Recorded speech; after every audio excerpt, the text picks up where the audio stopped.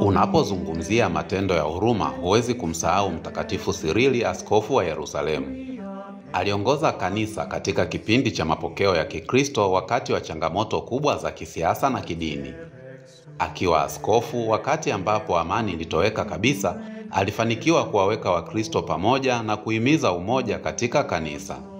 Alijulikana kwa mafundisho yake kuhusu imani ya Kikristo na alikuwa na mchango mkubwa katika maandalizi ya mtaguso wa Nisea.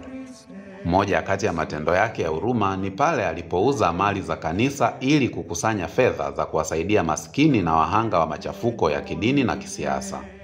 Aliandika maandiko mengi, ikiwa ni pamoja na mafundisho ya katekisimu ambayo ni mfululizo wa mafundisho ya Kikristo kwa waumini wapya.